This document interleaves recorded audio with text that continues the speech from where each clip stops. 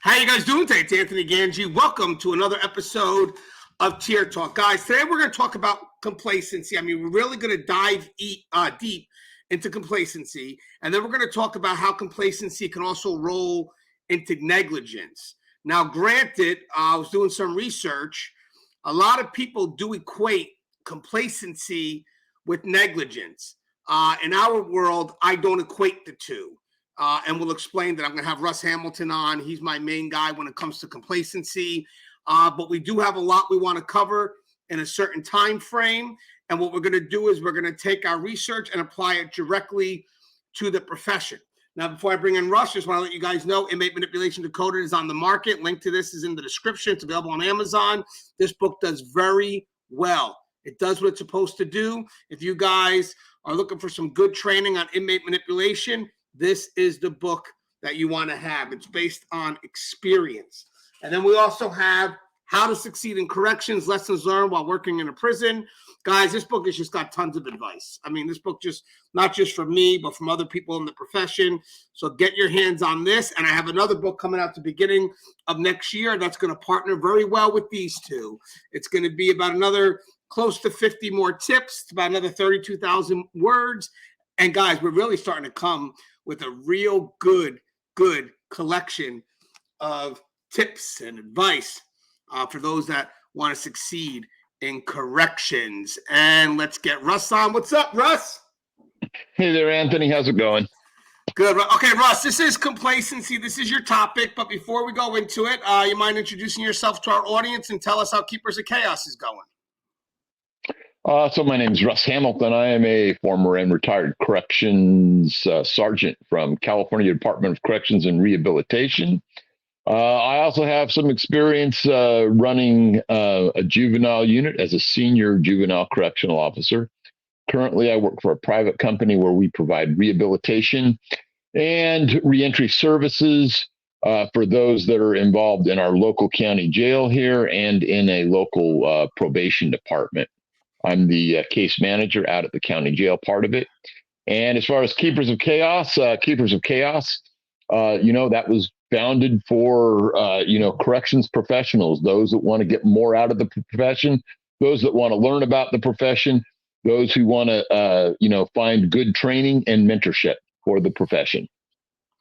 All right, so doing the research, guys, they as I said, they kind of had complacency and negligence almost as the same. I think in corrections, it's going to be a bit different. I think unintentional complacency is when your habits, Russ has the best definition for that, when your situational awareness is perceived. Situational awareness. No, I was right. Situational awareness is perceived but not achieved. So that's the unintentional complacency. And then there's the intentional complacency, which I'm going to equate to negligence. So again, unintentional complacency, as defined by Russ's definition, is situational awareness perceived but not achieved. And intentional complacency is literally you are intentional with your lack of action and you are aware of the consequences behind it. And in our world, I don't think there's such thing as intentional complacency. We call it negligence. Would you agree to that, Russ? Does that make sense so far? Yeah, that makes sense. Inside where we work, the things that we do, there are people that, are complacent. They really think that, they are on top of what's going on and they understand the situation that they're in, and they just don't. There are others, though, who just don't care. They know what they should be doing. They do something else anyway, either through laziness, just not caring, assuming that they'll just, clean up the spill afterwards. They're basically, bad, or shall we say, at least not professional corrections agents. So that's kind of like the difference between the two. A lot of those things lead back to the same path, though, and it's really bad. And so we're just going to try and, flesh these things out a little bit, give people a better framework in their mind to try and figure out what they can do to handle this, make sure it's not happening, from their own viewpoint, and see what they can do to also help others who may be falling prey to this. Yeah, guys, in the research, it says complacency is overconfidence, self-satisfaction, or smugness that's bred from success and makes us unaware of potential dangers or threats. We're going to break away from that definition. We're going to stay connected to the definition we have here, where we know in corrections sometimes we fall into very complacent behaviors. Quick scenario, just or a quick example: putting your hands in your pocket during inmate movement. And I think sometimes we may not be realizing that we're doing that. And usually it starts with our mindset first. Our mindset kind of just becomes a little bit too comfortable. And next thing you know, the body starts to translate that. And next thing you know, we have behaviors that are complacent, like feet up on the desk and hands in the pocket. And then again, for negligence, because we do want to have some level of accountability, negligence is being aware that you are not being as effective as you should be, and also being aware of the consequences behind that. So I want to connect both. I want to connect being aware that you're not doing your job effectively, but also being aware, and this is what adds to it, is of the consequences of you not doing your job correctly. All right, Russ, does that give us enough to move forward? Would you agree? Absolutely. And, negligence also, has that nasty habit of, kind of ending up sometimes within the realm of unlawful actions. We've seen this before. There are some things that, people just don't do that they should be doing. And by not doing them, they can actually end up breaking the law. And of course, that's the most serious action, because you can be, prosecuted. People can lose their jobs, lose their lives, and a lot of other bad outcomes from that. And so it's never acceptable, but we're just going to chop it up here and see where it goes. Right. So there's 4 key areas of complacency, Russ, and we'll see how. Now, mind you, guys, when I do my research, we do it. These books put it out in business settings. So me and Russ, what we have to do is we have to take the lessons from all these business books. I wish I could show you what's here, and then try to translate that into the correction setting. So there's 4 areas of complacency that we need to be worried about at all times. These are the 4 areas where we don't want people to fall complacent in. One is the process, one is the people, one is structure, and one is culture.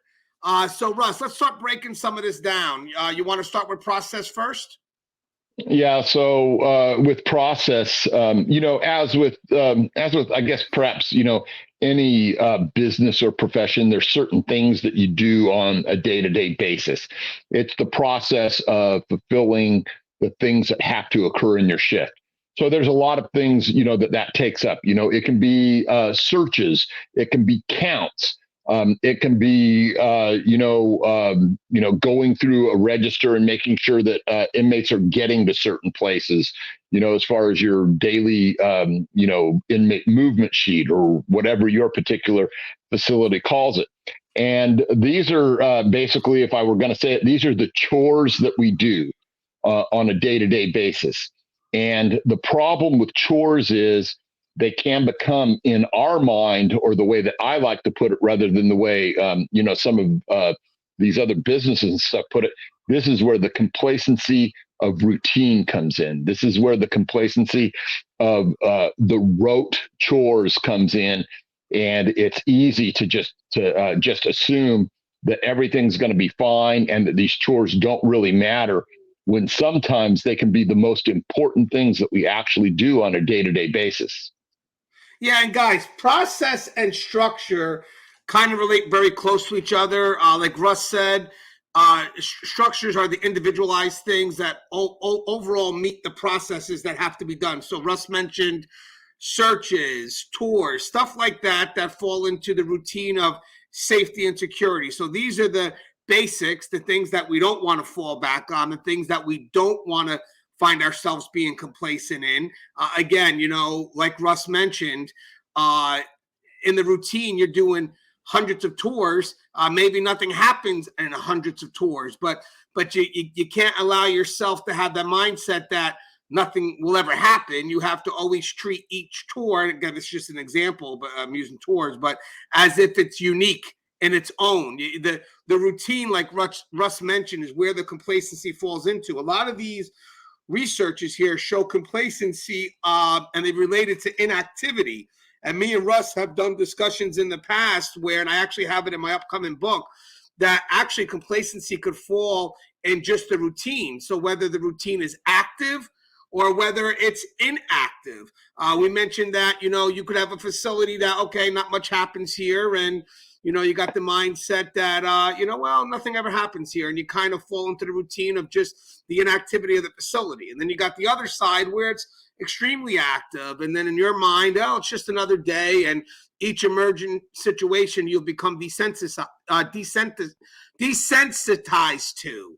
And then obviously the complacency falls in that the routine of it all, right? So obviously if this facility is routinely inactive, you get caught up in behaviors that are just routine. And if it's hyperactive, you get caught into the behaviors of a hyperactive facility where you get desensitized to the emergent situations that are actually occurring. And in your mind, it's just another day. So me and Russ agree that complacency falls within the repetitive routine. And then Russ, when we talk about, I guess, people and culture, I mean, Russ, you know this for a fact, Russ. If you have management that doesn't care, it's going to trickle down to the front line, right? I mean, you're setting the standards at the highest of levels. Yeah, this is where culture tends to speak to morale, right? And so when we look at what your culture is based on, I've been in situations and seen different units and prisons and jails and everything operate at different levels. And sometimes you'll be in that situation where the sergeant, your lieutenant, maybe even your captain, everyone's in there. Everyone's, firing on all cylinders. Everyone's communicating. All of the little chores and stuff are getting done. The bigger things that are occurring where you're going out there and discovering felonies and, putting these guys on the wall, searching them, finding weapons and all that thing. And it's great, because that is your culture. That is what you've decided is the best possible course of action to make things safe and secure. All right. But we've also always, we also see, that other kind of facet of it, though, where you're going into a unit, maybe, though, where, everyone's at each other's throats, or nobody cares, or everybody's a hater, or, no one wants to do certain parts of the job that are necessary, or everybody's pissed off at administration or management, or everybody's, pissed off at the sergeant, or there's certain people that don't want to work together. And those conflicts tear things down, and that culture becomes rotted. And when that culture becomes rotted, it's ripe for complacency and negligence to take place because people stop being professionals. Yeah, and that's why I always tell people you got to understand and maintain the value of what you do. You could walk into an environment where, I hate Russ. He's my boss. I hate him. And now, unfortunately, I generalize that hate for Russ to just everything about the job. And next thing you know, I start to get disenfranchised, and we'll discuss this in a little bit. I start to get disengaged, but more importantly, I lose my commitment. And I think corrections requires 100% commitment, because the stuff that we're doing really isn't for the agency. It's for what we need to do to survive, especially from that front line. I would like to, I do agree with Russ, definitely. And what we said before is that if you have leadership at the highest level that just don't care, they're not engaged, and, they're just, not where they need to be at the highest level of effectiveness, it will trickle down all the way to the front line, because again, we set the tone. But that doesn't mean that the front line has an excuse to be lazy, because sometimes you could get front line that just doesn't want any accountability. They wind up just blaming everyone else, and instead of just stepping up. For me, I find the best running facilities are the ones that's run by frontline initiative, and the supervisors are there to support what is needed. I believe a good running facility is managed frontline up. and really not top down. Top down would be more of, hey, what do I need for you? What do I need to? How can I help you? And that would be more of a what would be expected from someone in that leadership position. You know, what? How can I help you? How can I move forward?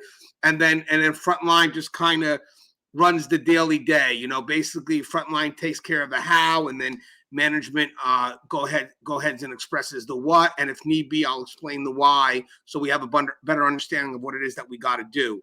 So again, that's like the 4 key areas of complacency: process, people, structure, and culture. So as leadership, frontline, whatever it is, these are the areas that you kind of want to focus on to make sure that you are truly being as effective as you can be. And I do believe in order, these all connect. So you got to be effective in processes. Ultimately the individualized effort of the structure, the processes.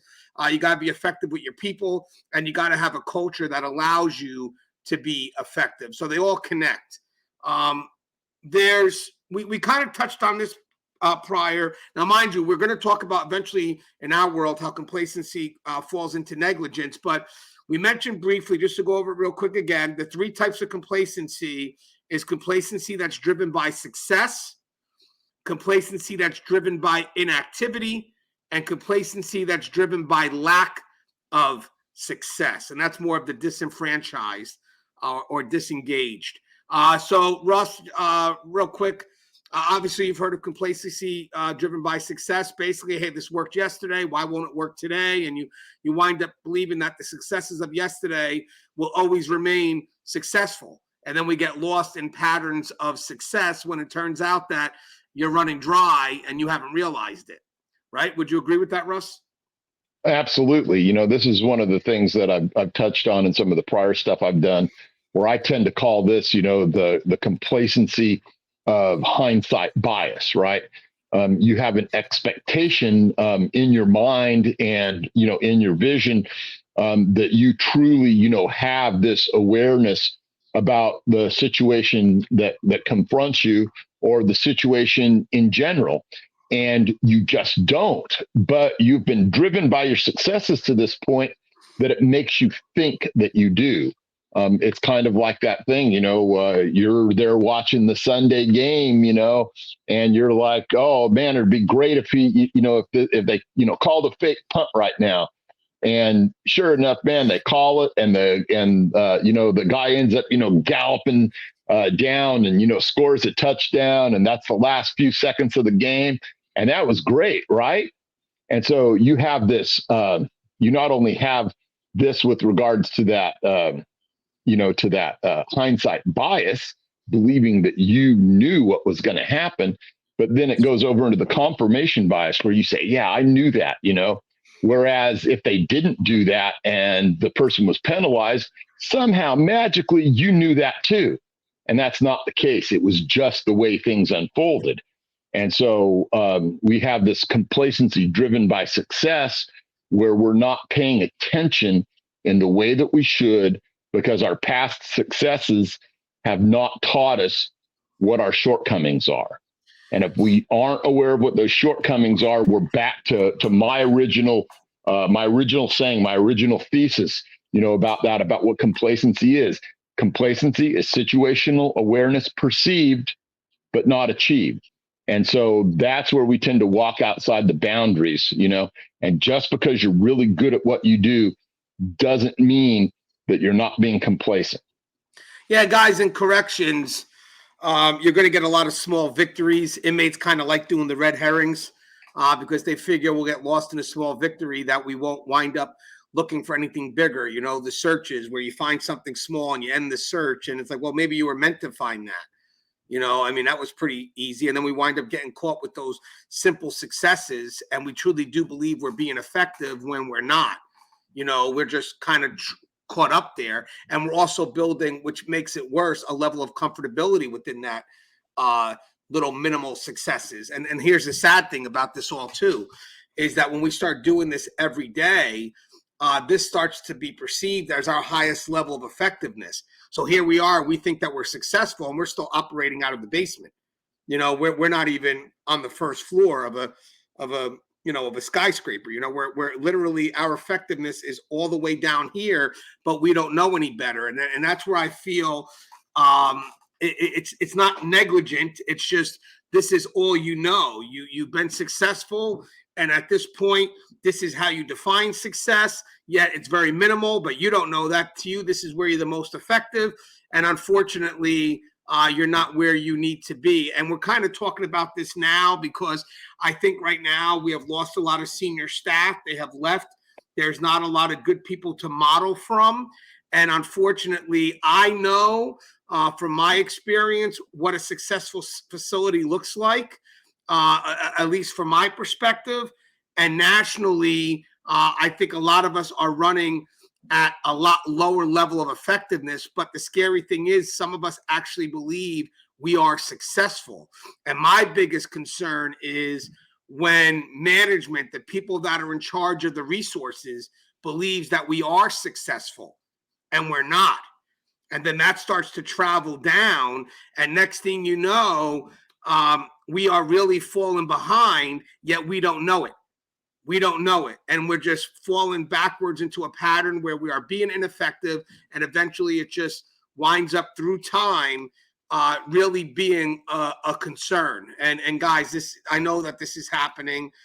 This is not us talking out of things we haven't personally experienced. So again, be wary of success, but in accordance with Russ's definition, be wary of how you perceive success.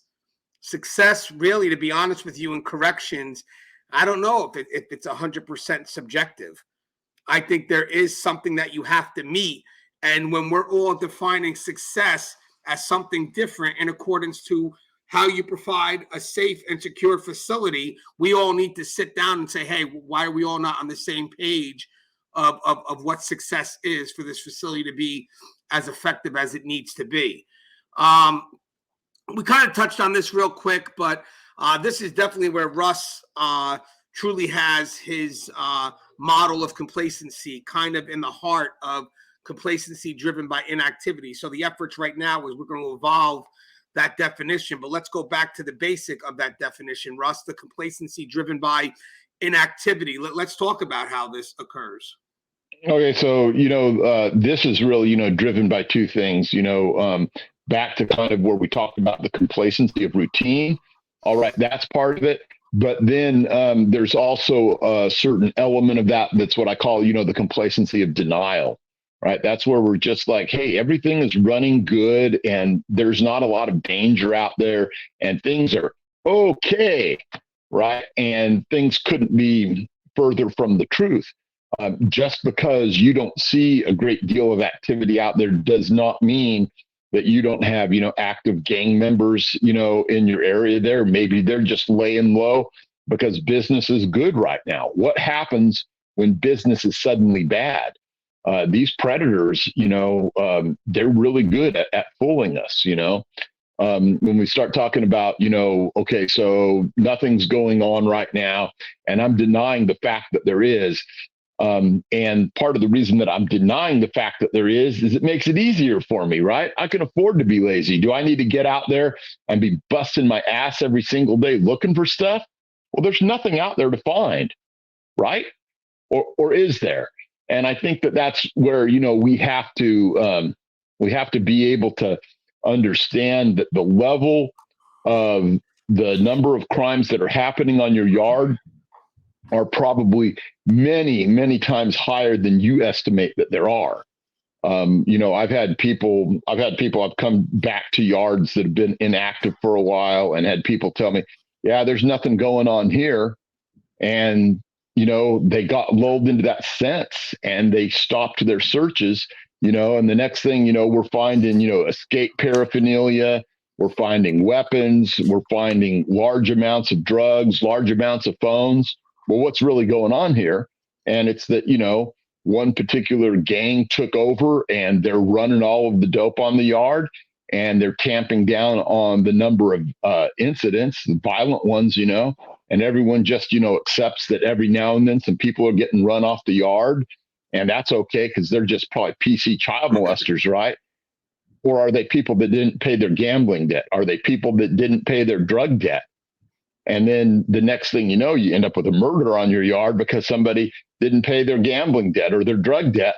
And then everyone's wondering why all of a sudden we come in and we do a mass search and we're finding lots and lots of shit, and that's just the nature of it. And so what are we doing then? Is that really complacency, or are we getting over there and we're transgressing the line and we're getting into that negligence because we thought everything was hunky-dory, right?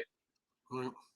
And Russ, and kind of to add to the definition of your original definition of complacency, situational awareness perceived but not achieved, I think complacency here in our discussion here is really about the patterns of routine, the gradual results of inactivity. So again, like you said, we're doing searches, not finding nothing, doing tours and nothing spectacular happens, or inmate movements, hey, years, nothing happens. And hey, why not let out another 10, let out another 20? And eventually, why not put your hands in your pocket? Why not put your hands in your pocket? And the scariest thing is those routines, they do desensitize you. And then the problem here is I truly do believe because it's slow and gradual, you don't know what's actually happening until it does. There's a movie called Life is a House where he says change is so slow and subtle, you don't know you've changed until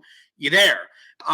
There's another saying we talked about yesterday from Samuel Johnson, and I'm just going to read the exact quote because I took a screenshot of it, and I love this quote, Russ. I love it. Like it just caught me by surprise. It's from Samuel Johnson. He says, "The chains of habit are generally too small to be felt until they are too strong to be broken." How does that relate to what we're talking about now, especially in regards to the complacency driven by inactivity, Russ? Yeah, this is, that thing about habits is really powerful because, what are your habits on a day-to-day basis? How do you approach your job, and how do you make sure that you're staying within the good habits? And I think that's just, a matter of, doing your own little self-audit. What are the things that are happening to me on a day-to-day basis that should shout, watch out? What are those things that I'm not doing? Am I getting in there? Am I doing good searches? Am I finding, what's out there? Or am I just kind of, kicking the lockers, look around? Hey, it's good enough. You should set your expectations on yourself really high. You should be, I used to think, man, if I didn't find at least one piece of serious contraband per shift, I must have lost my mojo, And so then the next day I would attack it all over again because now I got to find two to make up for yesterday. That's a good habit. That's a good thought process to have, because at some point, at some level, when you're sloughing off like that, even if you're putting in the effort but you're not finding anything, something's wrong because you've accepted this lower level of of efficiency from yourself. And so all of these things, go to trying to fight the complacency that we can find ourselves in. And you need to shake things up and not think about things in the same way time after time. It's easy to get out there and, hey, I'm going to check the same places. Hey, I'm going to get out there and I'm going to talk to these inmates in the same way. Hey, I'm going to get out there and I'm going to assume that I don't have any gang activity out here. And after a while, we just fall down to that lowest common denominator because good is good enough because yesterday was okay. Today's going to be okay too. Yeah, and I love that, Russ. And then the last part of this part of the section is complacency driven by lack of success. So to be honest with you, I think this could also definitely fall into negligence, but we'll get to these three in regards to awareness. But when it comes to complacency driven by lack of success, we're talking about staff that become disengaged, disenfranchised. I've seen this a lot when it comes to charges that don't stick. I write a charge, put the effort in, and then it goes up to where it's got to go. The case gets heard, and the inmate beats the charge. I think a lot of people that wind up falling into complacency based on this, the lack of success, because again, the disengagement, the being disenfranchised. I think in this case here, we have to remember it's the effort over the outcome. We can never stop, in my scenario here, holding inmates accountable. That's our job, because the moment you don't, that's where there's going to be a problem. And you're trusted to hold individuals accountable. I mean, that's what our job is. We are meant to hold inmates accountable, just like supervisors are meant to hold their people that they manage accountable. But I do find complacency driven by lack of success may fall into those that are just very outcome driven. For me, I recently, maybe in the last couple of years, realized that it's really effort that matters. It's the effort. What I do is I make commitments, not false promises. I try to motivate people to stay focused on the effort and not the outcome. And I think that kind of keeps them aware of where their actions are going, because you can have people that just could get disenfranchised because things aren't going their way. They get so used to blaming other things, and then they wind up just slowly stepping away from their levels of accountability, from their levels of involvement. I mean, I'm thinking of individuals right now that, when something goes wrong inside the facility, instead of them taking the effort to step up and do what's correct, they're like, you know what? Nope, management is just going to do this anyway. And then when you say, well, let me ask you a question. Has management ever did it that way, or ever told you to do it that way? No, but you could just assume, hey, watch out. You're falling into that assumption. I mean, recently I had a discussion where people say we were getting soft. And in general, if you read, articles all across the country, if you pay attention to the groups on Facebook and stuff like that, you'll see a lot of correctional officers will say that a lot of the security practices, including the security practices that are meant to escort individuals into yard, max individuals, let's say, to move them from point A to point B, they're being told, nope, you got to just get them in the yard. And, if you don't have time to put the restraints on, or if you don't have time to do strips, it doesn't matter. You got to get them into that yard. And then it's like, oh, has anyone from management ever told you that? And they're like, well, I mean, let's be honest here. Has anybody in management ever told you that person going to yard is so important? I don't want you handcuffing them if it's going to take up too much time. I don't want you stripping them if it's going to take too much time. Just get them in yard. And they'll be like, well, no one's ever told me that, but I've assumed that's an issue. We're getting so caught up in these assumptions. And I think we wind up actually starting to believe a very false idea of what it is that we're trying to balance. Russ, what's your thoughts on complacency driven by lack of success? Success, fortunately or unfortunately, could be a subjective thing. You have to look at it from your point of view, and you have to be chasing the things that you believe are going to make you successful. I used to hear complaints all the time from people who they didn't want to write the charge because they assumed they assumed that the charge was just going to be made to go away anyway. And, I would tell them that's not it at all. You know what? Maybe you're writing a crap report. Did you ever think about that? And, they would prevaricate. They would make all kinds of excuses, and try and justify. And you know what? My reports, I would just make them watertight. And if I got one that was dismissed and I knew it was bunk, there was a review process that they would put these lieutenants through that were hearing this stuff. Those lieutenants did not want to find. They did not want to find inmates not guilty if I wrote a report on them, because they knew that they were going to get caught up in that process. So, you know what? Hold your supervisors accountable. I know that sounds kind of like ass backwards, but it's true. You can go in there and you can do the things necessary to ensure your own success. You might not get recognized for it, but you have to be the one who's looking in the mirror in the morning and go, you know what? I did okay yesterday. I did everything that was required of me. I did everything that I could do to get the right outcome. And you know what? Maybe the cards are stacked against me a little bit, but that doesn't mean that, I need to go curl up in the corner in a fetal position. So, yeah, Russ, you're spot on. Now, guys, this will be the main bulk of the dialogue. Real quick, we're going to talk about 8 signs of complacency, but where it's going to be relevant and different than what we've done before is that when we provide you with these 8 signs, these are the 8 signs that you should be able to recognize within yourself, because you're the first one who's going to recognize it, because you're going to feel it first.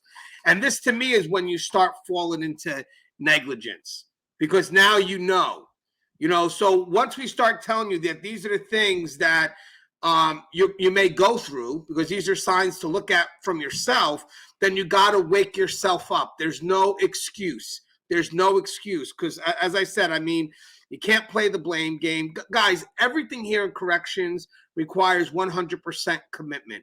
And when we talk about complacency lowers you from 100% to 1%. And even if it's unintentional, we're going to give you certain things right now that's going to make you aware that you're slowly starting to lose that percentage of effectiveness. And you don't want to get all the way down to 1% and realize it, because that's where it becomes dangerous, right? You don't want to realize that you're complacent when you're getting your ass kicked, or when you cause a serious threat to the facility where others are getting hurt. So again, these are the signs that I believe should bring it up into your awareness. But Russ, before we go into these 8 signs, one last question. When we talked about complacency that falls within inactivity, falls within heightened levels of success, again, defined by the routine, lack of success, we talked about how it can creep on you and you may not know, and then your mindset starts to ease and it translates into complacent body language. How about if we take those 3 things we just mentioned, complacency through lack of success, and inactivity, but we put a sense of awareness to it? How does it change? How does that, with those 3 things, now cross into negligence if you are aware you're falling back in those 3 places? Well, that's where we get to a point where this is where justification comes in, right? I think, one really great example of that is, we saw what happened a few years ago with the Jeffrey Epstein thing. And, these officers, they're going about their business and there's nothing going on. And so that's inactivity, right? And so what do? Because nothing is ever going on, they're just going ahead and they're filling out their logs, and they're not going up there and checking, right? And so they've gone from the point where they're complacent to the point now where they're negligent. And it was about signing those logs. It was about not going up there and making those rounds. So those are the 2 things that really got them into trouble. And that's why they were trying to charge them with it, is the fact that they didn't go up there. And second, that they falsified the event as it was, right? So it wasn't just that they were going up there and lackadaisically not expecting anything. They weren't making the effort at all. They weren't getting up out of that chair, and there's a level of expectation to the things that you do where you can't ever let them fall down to that least common denominator. But that's where they were. Yep. And I'm going to tell you something, Russ. This is what we've never touched on before. We've never touched on the awareness side of it all. We've always touched on it slowly creeps on you. And by the way, guys, hopefully this could be something that Russ models his book off of eventually, or even just a PowerPoint. So I want to talk about the 8 signs of complacency. And again, we're going to let you know the 8 signs in an effort to make you aware. That self-awareness now is pretty much gives you where you have no excuse. That's the key, because right now, guys, we have to be very wary of what we're doing. We don't have the senior people taking the hands out of our pockets anymore. We don't have the supervisors coming in and throwing your feet off the desk when you're too relaxed. Right now, we really more than ever have to be our own supervisor. Technically, we have to be the ones that are taking care and watching ourselves first, because again, we've lost a lot of senior people. The behaviors that we would model from, unfortunately, I don't know, there's not that many of them anymore. So you are now 100% responsible for how you need to be behind the wall. And Russ, before we go into the 8 signs, you agree, right, Russ? Because we no longer have those people that will come up to you and take your pockets or take your hands out of your pockets. It's on us now, more now than ever Yeah. before, right? Yeah, and that's a really great illustrative point about what it is that we're doing, especially when we're inside the walls. But developing that habit can even mean the same thing when we're outside those walls, because if we ingrain those habits to the right degree, and I hate to use this type of terminology, but where they become automatic, because that sounds like complacency, and it kind of is. But there's certain things that we should always be doing. I had a guy come up to me the other day and he says, man, I noticed that, every time you go through a door, you're checking your hard 90s. And I'm like, doesn't everybody here do that? Because, we're inside the jail. And he says, nope, watch them, and it's the truth. I go through there, and when there's a window in a door, I check my hard 90 to the right first, if it's a left opening door. And as I come out, I peer around, and then I get ready to, get through the door as fast as possible. But there's a whole host of things that we do like that, constantly checking our equipment, constantly making sure that our battery is good, constantly, doing this, that, and the other thing, and the good habits that keep us rolling. And so, there's just a whole list of things out there that can go wrong. And if we're a little bit more on top of it, we can ameliorate or mitigate that a little bit. All right, guys. Now, Russ doesn't know what these 8 things are. This was through my research. So I'm going to go ahead and let Russ answer them first, because that's what I do. Russ will easily, and that's what Russ does. Russ is all about adapting and adjusting. So I'll give Russ something, and then Russ will quickly apply it into the setting, into the correctional setting. So basically, Russ, what I'll do is I'll quickly tell you one of the signs. If you don't mind, you could tell me how you maybe a few scenarios where it'll apply in the prison, and then what you could do to counter that. That's the key, because I think at this point here, we want to counter it, because we should be always aware, guys, that when you're not effective in corrections, when you're not operating at 100%, there is going to be liability. You're just not doing what you're supposed to be doing to be effective. And I think, to be honest with you, corrections is that profession that does require you to be 100% effective. I do think some of these blend into each other. But with that said, let's just kind of see what we got. So the first one I got, Russ, and again, these are signs. There's not really an order here, but the first sign, Russ, and you tell me how it applies in corrections and what you could do to balance this out, is shortcuts. What do you got for that, Russ? All right. So, shortcuts are a way for us to finish up early because we feel that we have something more pressing to do. There's nothing more pressing about what you're doing than what you're doing in that particular moment. This is the kind of thing that we see all the time. Our shortcuts are, well, am I going to do a half-ass pat-down search on this individual? Am I going to wave this inmate on through and not check my daily movement sheet, right? Am I going to, go by a cell real quick and just click my flashlight and I see 2 lumps there in 2 different beds, and hey, that's good enough for me. I don't care whether they're breathing or not. I don't care whether they're even, dummies or not. I'm able to see it. Those are shortcuts. Those are things that place us in the position where we can be negligent. Look for just a minute. The number of different escapes that have happened, over this past year.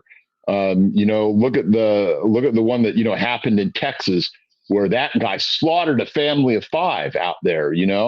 And I'm not going to talk about that, who was at fault then and there or whatever, because I know that that's still going on. But there's, some litigation to be had there. There is probably some people that are going to lose their jobs and maybe even their freedom, depending on what they may have said or lied about or not lied about in a report or this and that and the other thing.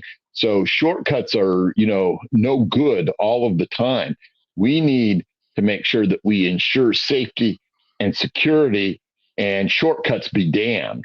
And I'm not talking about things that increase your efficiency. I'm talking about the things that decrease your safety and your awareness levels.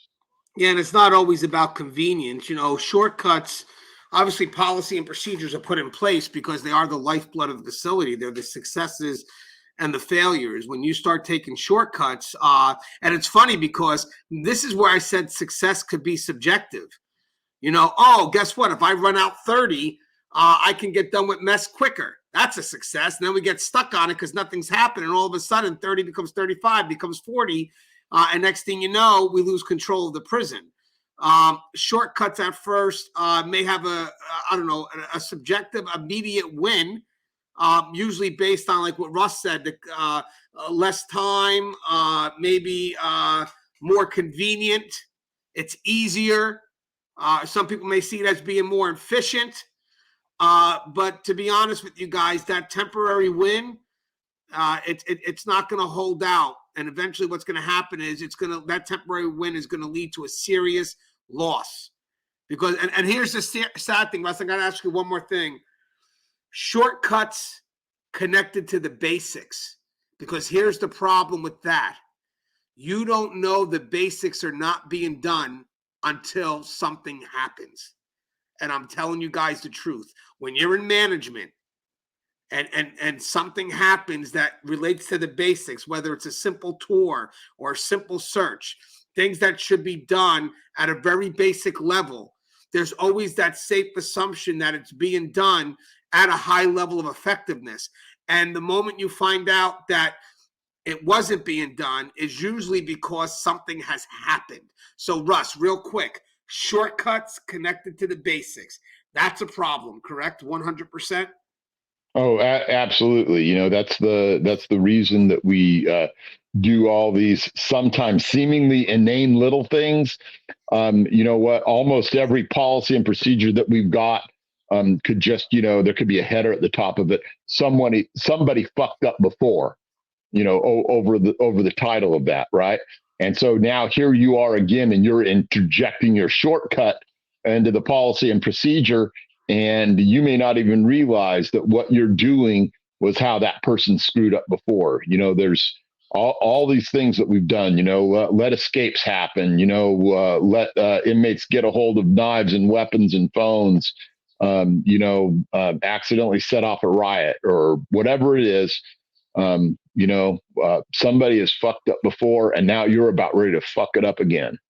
Yeah, that's always going to be the biggest concern is when that practice becomes accepted and people start to confuse practice with policy, and you wind up getting training practice because people believe that, oh, we've accepted it. And that usually, sadly, when you have facilities that have gradually declined, it's not only that they have gradually declined, it's because they've accepted the gradual decline step by step because they've wind up running things on what's more convenient as opposed to what should be done. Russ, this is a good one, and I got to get your opinion on this one. Frequent mistakes. Frequent mistakes. So, when I'm thinking about, how that plays out is when we see mistakes that are being, carried out, day in and day out. And I have an excellent example of this. We had a time in the last adult prison that I worked at. Oops, sorry, I had a little hitch in my giddy up there. We had a time there where one of the things that was happening is doors were getting popped that were not supposed to get popped, and not going to go into all of the issues about it, but some of it was a training issue, some of it were issues with doors, and what was going on is these frequent mistakes were causing fights because these particular factions of inmates were running out there and they were instantly assaulting each other. They were stabbing each other. They were punching each other. And they just had an automatic to go. And they would get up every single morning and every single night when we were getting ready to start popping people out, and we were supposed to.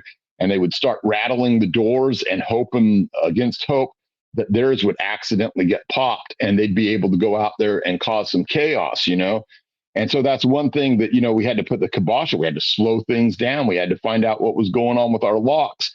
And that's one of those situations, again, where I say that shouts, watch out.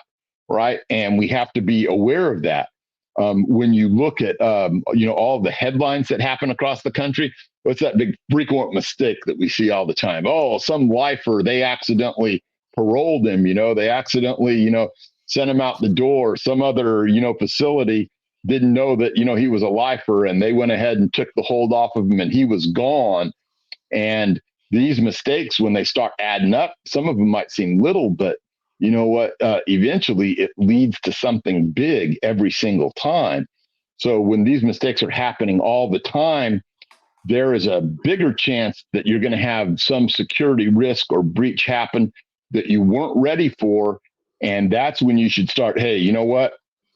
We need to stop. We need to slow down. Maybe we need to stop program, and we need to start, doing a security audit and figuring out why all these little mistakes are happening, because something big could be in the works. And there's just some inmates out there right now that are ready to take advantage of that. And, planned or unplanned, inmates, when an opportunity is presented to them, they will take it. Especially those that are, maybe have life sentences and aren't above, killing a correctional officer or taking somebody hostage. Yeah, and guys, frequent mistakes also happen when there's a lack of focus, which may fall into other signs here, like being disengaged. And real quick, before we go to the next one, when we talked about shortcuts, I was just thinking, shortcuts. When people take shortcuts, they get very result driven, and they lose out on the value of the journey. So it's like, yeah, well, I got to get this done. Okay, but there's steps to get there done. No, I just got to get it done. Yeah, but you don't understand why we're doing 1, 2, 3, 4, and 5. And that's where we really do need senior staff translating the importance of the journey. Because this is really, it's not just about achieving the outcome. It really is about how did you get there. I've always asked people who've done something, hey, that's great. You got to tell me how you did it. Because I want to make sure in our efforts to be successful, the success is at every step of the journey. Because eventually, if it's not, and there's a little bit of an inch that shouldn't have been done in corrections because it's fluid, it keeps moving, that inch will be a foot, it'll be a yard. It gets a mile within a matter of just a few moments. But again, let's move to the next one, because frequent mistakes, I think, is gonna play out in some of the other ones, some of the other categories here. Russ, this is something that you're gonna love. And I think this also could relate to someone that may start falling into complacent habits, or just not passionate, but minimal initiative or none at all. So, minimal initiative is, there's a whole class of, officers, sergeants, lieutenants, captains, the whole spectrum out there that are committed to having the least number of problems per day. And that least number of problems is not driven by being proactive, preemptive, and preventative. It's driven by, hey, you know what? We're just going to sit back and see what happens. And they do that day by day. And they think that little amount of initiative, because we're not uncovering crimes, because we're not, stopping, major felonies from occurring, because we're not writing a bunch of paperwork, that is somehow equivalent to success. Or they're just plain lazy, but that could be part of that too. And you know what? 3 locker searches today, that's good enough. Doing the minimum number, I call it falling to the least common denominator. You'll hear me use that term a lot. There's a lot of people out there that, hey, it's just good enough. They're not looking to improve. They're not looking to, rock the boat any at all. These are the people that, early on in their career, they want the weekends off in the tower job, and they're not about having any conflict at all. Getting out there and, finding felonies and, hooking people up and, being that proactive type of individual is hard. But it's worthwhile, and that's where the necessary effort occurs in trying to do all types of things, and making sure that your facility truly is as safe and secure as it can be. So just going out there and doing what your post orders tell you to do, which is the minimum, is not good enough. Corrections requires a level of dedication. Are there going to be days where all you can get around to is maybe what your post orders tell you? Sure.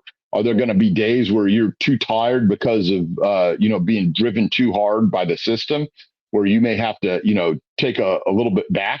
Yes, but that doesn't mean that you don't provide for safety and security. But the minimal initiative thing tends to be people who they have fallen into that and they're not getting out of that groove no matter what.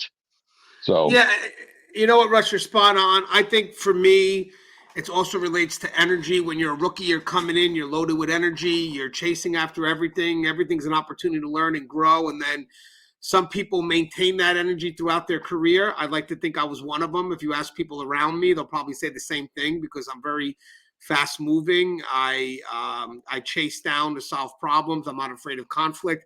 But I also think that's that's an intentional effort of me or from me. I don't think it's something that happens automatically. I think the automatic part that you have to fight against is that the longer you're in the job, you tend to may develop into less energy, whether it's because of the routine of it all or just, you've been there, done that.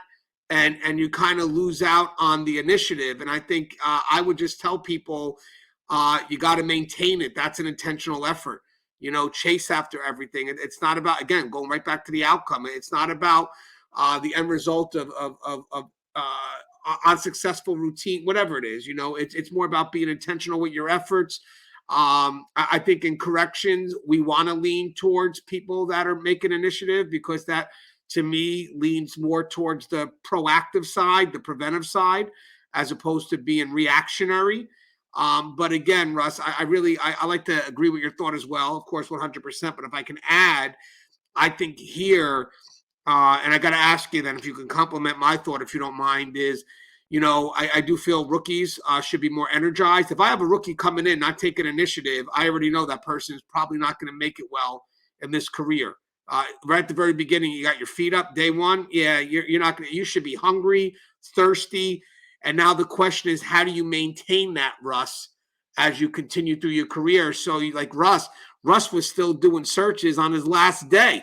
He was still taking initiative on his day out. So, I mean, how do you maintain initiative, throughout the course of your career? Because would you agree, Russ, that as a rookie, you got the energy. As you move forward, you may not. So you have to be more intentional in, finding that initiative, right? Where I think as a rookie, you should be drawn to it to learn and grow. And if not, curiosity about what the hell you just got yourself into. But when you've gotten in the profession a little bit longer, it's the routine of it all that could drain you. And then how do you continue to treat everything, as if it's new and seeking opportunities? you have to find, that thing inside you that tells you that what you're doing is worthwhile. But I'm a big believer, and you've heard me say it before, to, always have your hand raised, I'll never forget after I retired from being a sergeant, and I came back as a retired annuitant, and it was my first day back, and a guy that I was a sergeant with before, he saw me, and he was like, "Oh man, thank God you're here." I go, "What's going on?" He goes, "Hey, I got a bunch of drunk inmates down in this dorm." And I said, "I'm on it. We'll be making entry in 5 minutes." And just always having the love for the you don't have to chase drama. Drama is there for you to find it, so I'm not saying be a fire starter. I always said that, I'm a person who puts out fires. I don't start them, but you're always going to have that opportunity to prove and reprove, even if it's only to yourself, over and over again. And so, that's what I always have my hand raised. I'm always willing to, be outside my comfort zone. And I think that, everyone should do that, and you can do that for a career, and I got to the end of my career, and, my very last day at the institution, I went out there and I found my very last shank, and so that was, that made me feel like I was an integral part of everything that had happened inside my department, and that, I had, stopped things that I would probably never know about. There were probably times where I stopped people from getting shanked, whether it was, inmates or staff or anything else.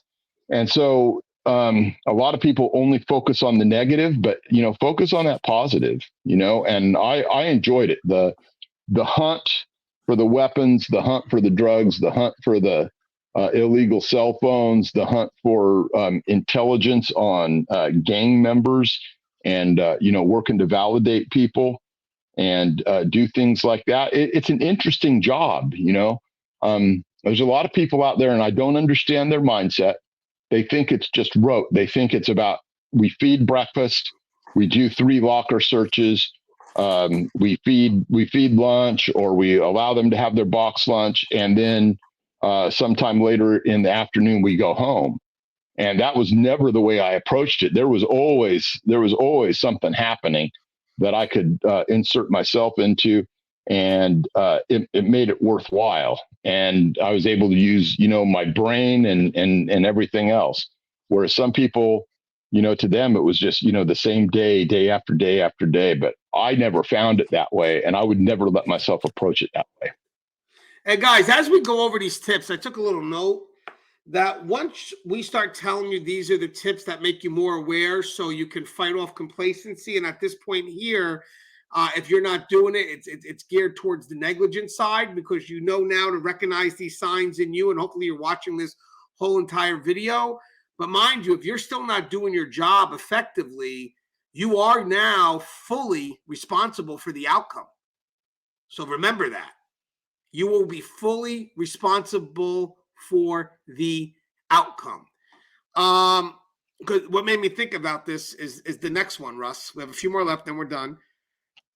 Less thinking before action. What's your thoughts on that, Russ? Okay, so this is a matter to me, and they're probably thinking about this differently than I do. But I'm going to tell you the way I think about this. Is I try and do all of my thinking long before the action. I want to do all of my thinking as far in the past before the necessity of action takes place. I don't think that most companies and stuff are thinking about exigent circumstance when they're talking about action.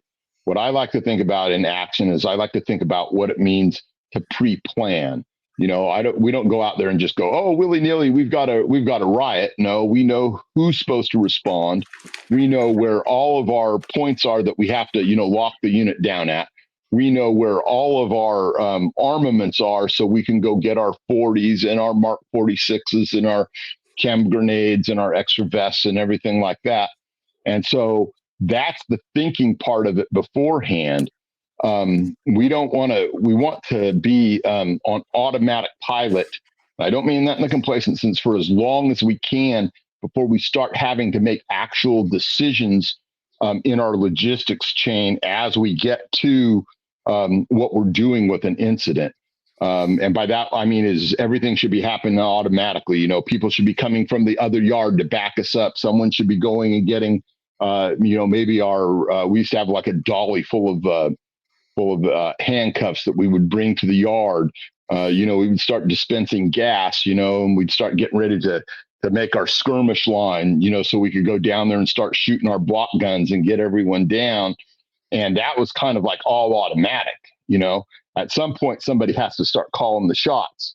So I know I'm getting off subject here, maybe a little bit.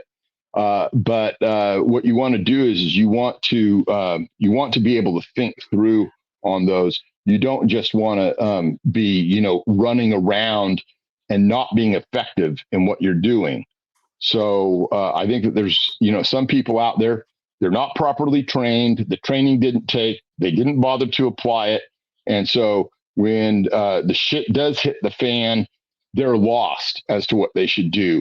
And they're not thinking correctly anyway. So I think I had to kind of take that one and tweak it a little bit to the way that I see it. But I think that kind of answers it. No, it does. I mean, I think in corrections we train, so we have the automatic reflexes to respond. But I also believe that we also have to know enough to know that not every situation is exactly the same. So there always has to be the people that are level-headed that says, hey, don't open up that gate just yet. I know you're ready to go in there, but hold off. You can kind of see that. Give an example: inmate trying to kill themselves. We may want to jump in and respond, and then we have to kind of step back. Nope, nope. Even though we're trained to respond immediately, this may not be a safe time to do that. Let me go ahead and call for my backup, and let me really just think this through. I think the big thing about here when it comes to less thinking before action is that we are very impulsive in our need to save lives. I mean, that's why we're in this profession. And sometimes we may jump ahead without realizing that our own safety matters as well.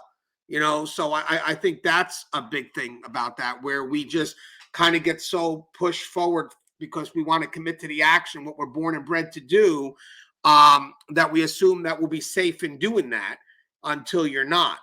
You open up the door and the inmate's not trying to hang himself. They just want the door open. And now, you're fighting with the inmate just to survive. And it's crazy. Your intent from saving life to save a life is now going into where you have to save your own life. So I agree with that. And again, for the scenario I brought up, this is more about, thinking it's safe and I'm just going to jump in and do what I got to do, and not realizing that this was the one situation where it was different. And if I could just add one more thing, in corrections, we do have professional predictability. Even though I use the term professional predictability, that's mine.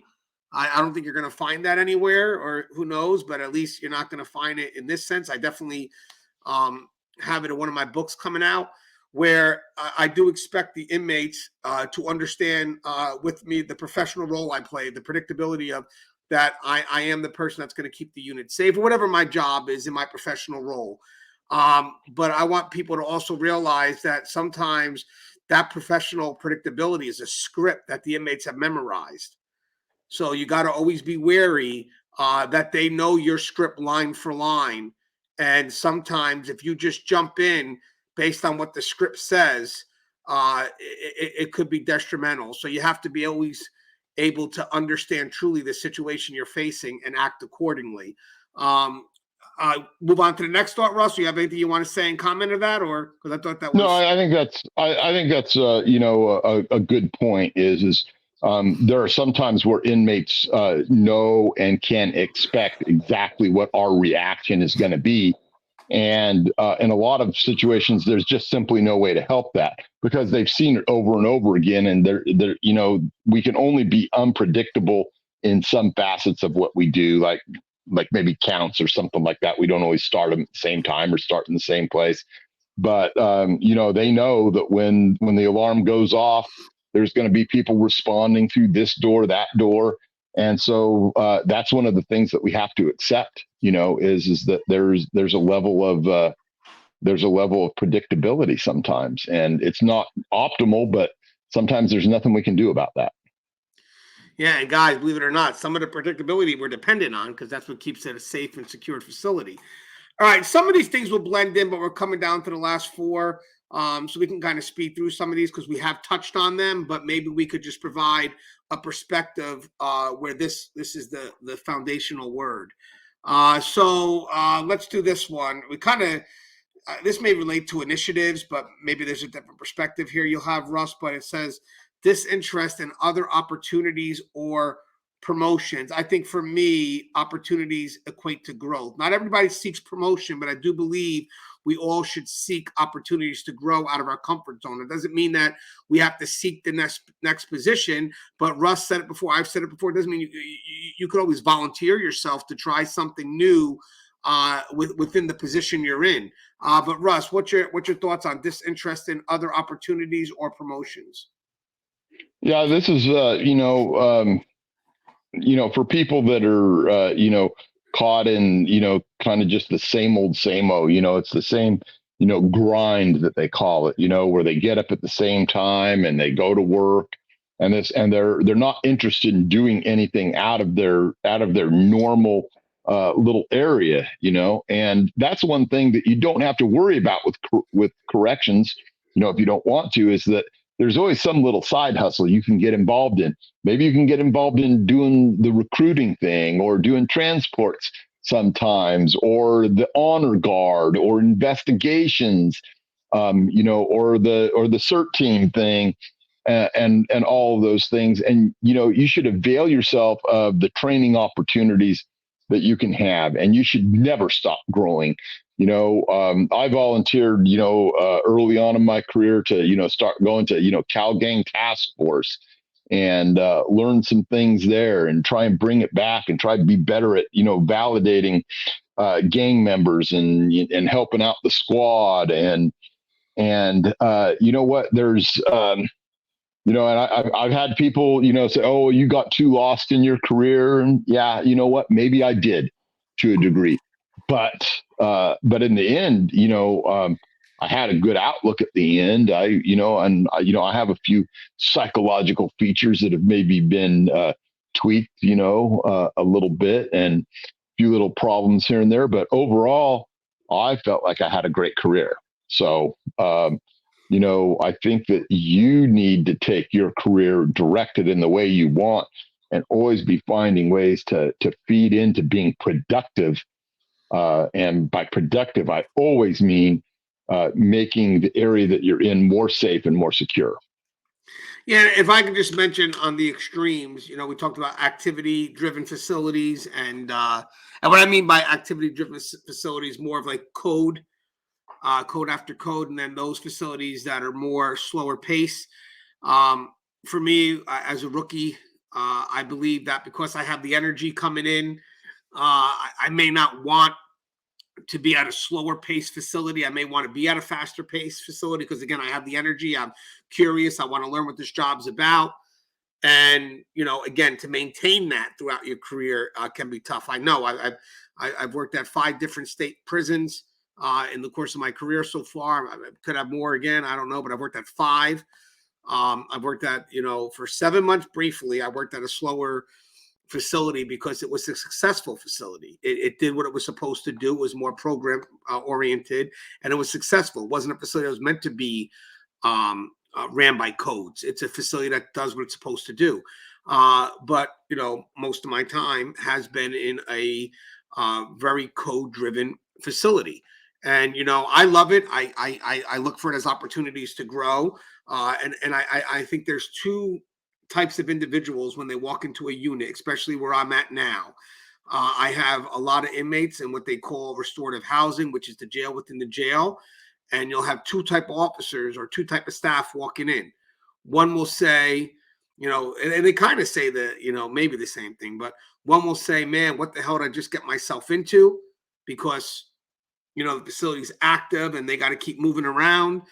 And someone will say, "Oh, I love it," because they know that every day there's a unique opportunity for them to learn and grow. And I've seen officers say, "But Gangi, this is also a great place where I know I can be effective and make a difference." It's all about the mind shift and how you view it. If I walk in there and all of a sudden become overwhelmed because I know it's going to require work, which you're here to work, but I get it. Maybe you don't have the energy, whatever it is. And maybe it is a young man's game. I don't know, but you're disenfranchised right from the get-go. You dread coming to work, whatever it is. And it's just, I just want to do my time. But, you get people that are seeking opportunity and they're going to embrace every moment. And when they go in, they're ready to go because they're chasing after opportunities because they're looking for areas to grow and, do something that's effective. So I truly do believe that when it comes to opportunities of promotion, it really is how you look at things. I mean, is this a problem that can't be solved, or do I look at it as a challenge? And I think for the most part, for people that work in the facilities that I'm at, the facilities that have those higher levels of custody where you tend to find the inmates that are more problematic, I want people to come in that embrace the challenge and chase the conflicts. And I think that to me will keep you engaged. And again, it's about personal growth. That's all it is. It's about personal growth. Russ, did that make sense, Russ, how you look at the unit? You've worked in some crazy units, right? You could either look at it like as, man, this sucks, I got to work, or the other side is, hey, let's work. Let's get it done. Yeah, I mean, I've been in all of them. I've been in, crazy ones, and then I've been in, the latter part of my career, I was in some ones that were really quiet until they weren't quiet. And some of the biggest riots I was in were in some of the ones that were, ostensibly, quiet for, weeks or months at a time. And then, 400 or 500 inmates and they're all getting off. So, a huge difference in the two. But, it's just, you should always be able to find something though. If you can't find something to get involved in that makes you a better officer, you're not trying. You're not trying. And I think these last three, before we come to a close, kind of all blend in. I really do. So I'll just give you the last three now because I think they all blend in. They all kind of relate to each other and may have related to the other signs we mentioned. But Russ, the last three are lack of passion about your work, lack of investment in yourself and others, and ultimately disengagement. So lack of passion about your work, lack of investment in yourself and others, disengagement. I got something coming out real quick in the American Jail Association about commitment to the work. Basically, we have to be committed, even especially at the front line level, because our lives, our survival, the survival of the facility, the people you work with, the people you're meant to supervise is all dependent on our commitment. If I was walking with Russ and me and him are partners in a unit and, maybe we got to do some searches together, whatever it is, and that's our job. And I just tell Russ, I'm no longer committed to this. I don't think Russ is going to look at me as being effective. And I think Russ is going to have to take me aside and talk to me because, Russ, I am sure you're not going to want to work with a partner who is not committed. And I get it. Maybe you need a day off. We all need it. We all get overwhelmed. But when you're doing the job and people believe you are doing the job, you have to do it with 100% effectiveness. There is no excuse when you're doing the job and you're not giving it 100%. And the reason why I'm saying that is because everybody will believe that you have. So if I go in and I tell Russ, it's a lot different this way. Hey, Russ, listen, I don't feel committed today. If you don't mind, maybe I'm going to kind of just step back a little bit just for today. It's just one of those days. And Russ, like I call it, not a problem. I got your back. We all go through those days. If you give me 50, I'll pick up your other 50. Just get my back next time. What I don't like, because that happens, we're brothers keepers. I get it. You get one of those days, you're exhausted. Fine, I'll pick up that percentage and you get me next time. And that's what we do. But what I don't like is I'm doing the job and I know that I'm not giving it 100%, but Russ doesn't know. And when we're done, Russ expected me to give 100%. And therefore, we think the job was completely done and it wasn't. Right, Russ? Would you agree there that makes sense? Yeah, when we look at that mindset, if we divorce those last three things from the nexus of a job, I mean, what does that describe then? No, that describes someone who's clinically depressed, right? So, you have, professional detachment, you have a professional depression in a job that can get you killed each and every day. Not safe, not good. Not saying that, like you mentioned, sometimes you can't be at that highest operating level because we're human, right? But there's a level that you have to maintain. You have to be better than 90% of the general populace in order to be a safe, effective corrections professional. So when I look at those last three things, man, we don't want someone in the job who's clinically depressed at that moment. We want someone who can function regardless, of what they're going through with regards to, some imbalance in their psyche and whatnot. So, those are things where you can't be detached. You have to be effective. You have to go in there and you have to act within the capacity qua a seasoned professional correctional officer at that moment in time, because there's all kinds of things that you have to sort out. Disagreements among inmates, contraband, everything else going on. So, always be willing to take your own temperature. Are you ready to act in that capacity today? Are you willing to act in that capacity most days? I'm not, No one's going to fault you for not being on top of it for, a day, 2, 3 here and there. But overall, you better be ready to act to save a life or save your own life each and every day. Yeah, and only you know how you feel. So if you're not honest with those feelings, people will believe you're living up to those expectations. And later on they find out that you're not. And as I said, there's will be so much levels of guilt that you're going to have to live with, because at the end of the day, an action could happen, and ultimately you knew you weren't effective enough to stop it. We talked about past successes. I think that matters too. Maybe we put our hands in our pocket every day, and we going home safely, not realizing that every day we're lucky right now. And then the moment it happens, and God forbid someone doesn't get home safely, you got to look back and say, shit, my hands were in my pockets the whole day. And I think this is more about you knowingly knowing that complacency, I think for a while, has become an excuse. I really do. I think complacency has become an excuse where it's like, oh man, I must have been complacent. And it's a way for you to blame something that you may not be aware of.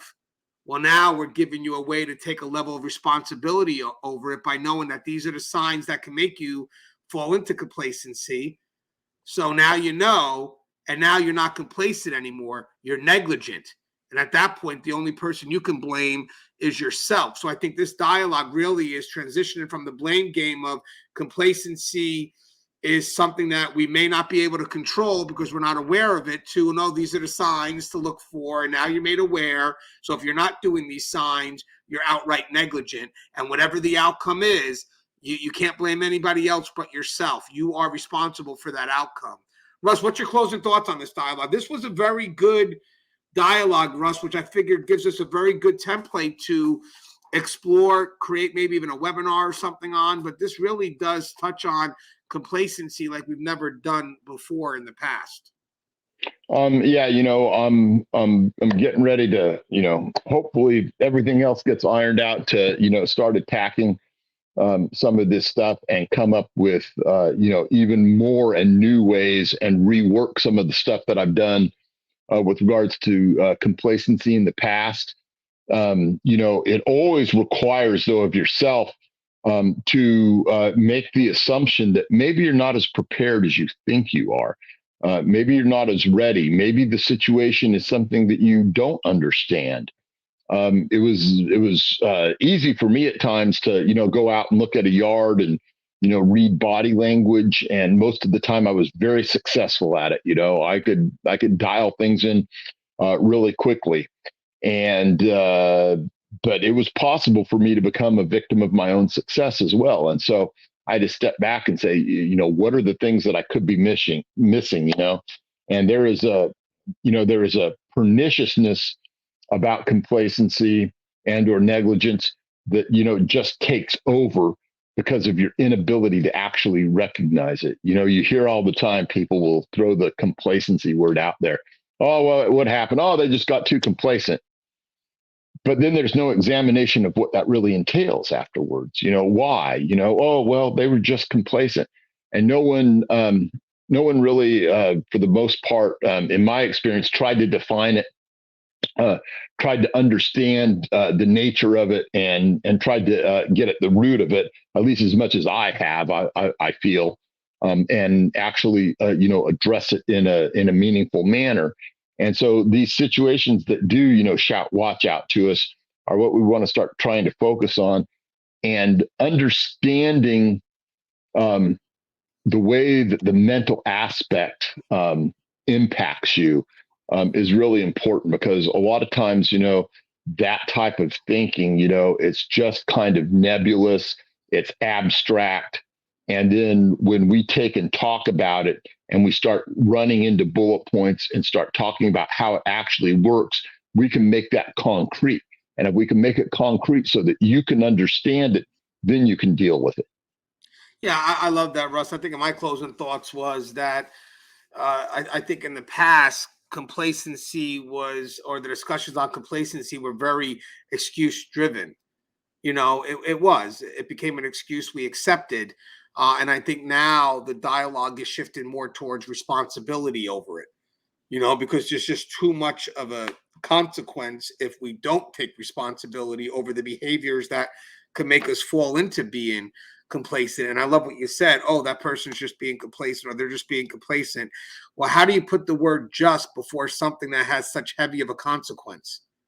You know, That's it it. just, I was gonna say that's why, you know, the two words that I picked in the past to go along with complacency are that it's pernicious and insidious. You know, the pernicious part just means that it's so totally wound through the fabric of it that it's hard for you to distinguish, right?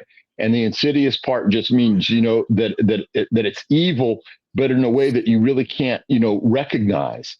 And so once again, that's all about, you know, making the abstract concrete for me, and trying to bring people up to the level where they recognize that. And it's really important to do that if you really want to be that corrections professional. yeah. And as I said, I think this video should be something that's used in every academy. I mean, honestly, it's that important because it's about us embracing another level of responsibility that we have been so used to just saying it happens to everyone. Now, I think at this point, and I guess we can close on this, is I think I'm going to basically put it out there right now, is that you choose to be complacent. Would you agree with that? Um, yeah, I think it can be that negative choice where you don't necessarily give it that voice in your own head. But what you're doing is by not doing something to either fix yourself or to make yourself better. That's actually the act in and of itself. You know, it's not that true act of omission anymore. I didn't do anything to plug, you know, the holes in my dam of my framework of being a corrections professional. I decided that I was just good enough. Yep. And I had my lieutenant, the moment I put my hands in my pocket, he pulled it out and said, "What was the thought that went on in your head just before you put your hands in your pocket? Was it, oh, this inmate's okay?" What's the thought that goes right through your head when you commit to a complacent behavior? Ask yourself that. The moment you catch yourself putting your hands in your pocket, whoa, what just went into my head? What was I just thinking? As always, guys, the show is Tear Talk. If you haven't, please subscribe, interact, engage, comment, hit that bell. Bell's going to notify you every time I post a video. Stay safe.